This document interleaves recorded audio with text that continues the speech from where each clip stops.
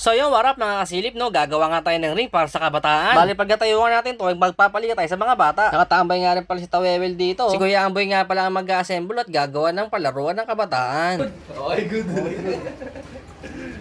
May face ka nun. Didikitan lang daw yung pandikit to eh. Gago, may pintura pa dun. May pintura pa sa bahay. So yun, bali ang dami nga rin namin dito, no. Ang dami nga namin pero isa lang ang gagawa. Sabi kasi ni Kuya Amboy, kaya niya na mag-isa. Wala ka nabibigyo. Hindi rin sasalita. Gwapo eh.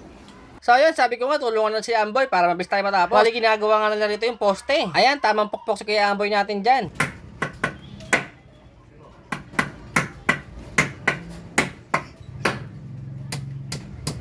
So yun, natapos na nga nila yung poste, no? Sinusukat na ni Cute Cutie kung gaano kataas. So yun, bali nagrereklamo nga pala si Amboy dito, no? Dahil puro daw ako video. Bali nasukat na nga nila kung gaano kataas. Bali gagawa na nga rin si Kuya Amboy ng pari ito, no? Para matibay at hindi tumumba ang ating ring. So yun, bali pinalalagarin ni Kuya Amboy si Kuya Carlo. Dahil wala daw ginagawa at puro harutan. Ayan, tama lagarin si Kuya Carlo. Nagubang oh.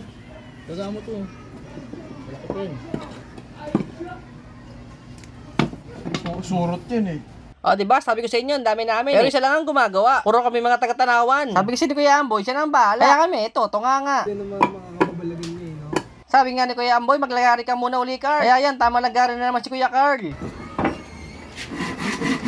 Bali, nasilip nga rin pala ni Kuya Amboy si Kuya Patrick. Kaya Kuya Patrick, lagari ka muna. So yun, bali, medyo malapit na tayo matapos to. Bali, konting lagari, pukpuk na lang, tapos na to. maghanap na signal. Pwede na ganyan. Pwede na, takdakan yan.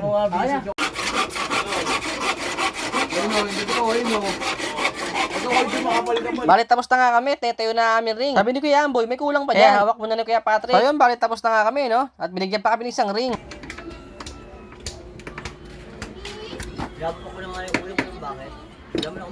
Bali, tapos na nga, nakagawa na kami. Kaya yan, tamang laro na yung dalawa. 1v1 daw muna sila. Dadakdak pa raw eh. Bali, sabi ko nga kay Kuya Carl, Kuya Amboy, hawakan muna nila. Dahil kulang pa sa kahoy, at wala pang paa. Eh, makukulit, gusto na maglaro. Sige, laro na kayo. Buhat mo na. So ayun, bali nalipat nga namin sa skinita. At ito, tama laro na yung mga bata. Para naman talaga sa kanila yan. Para hindi puro cellphone at kung ano-ano pinaggagawa. 2-0, bola nila ano. Uy! Ang saan nila? Atiro! So yun, dumami nga pala mga isip bata. Okay, laro muna kayo dyan.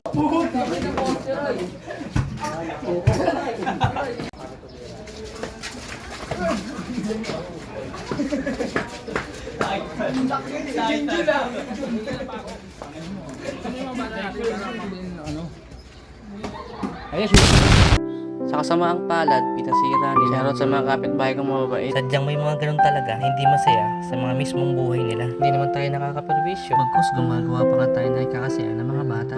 Pero pag sa kanila mo ginawa yun, galit na galit sila. Sayang naman, malaking premyo rin naman yung pamimigay ko. Malaking tulong na yun para sa mga bata.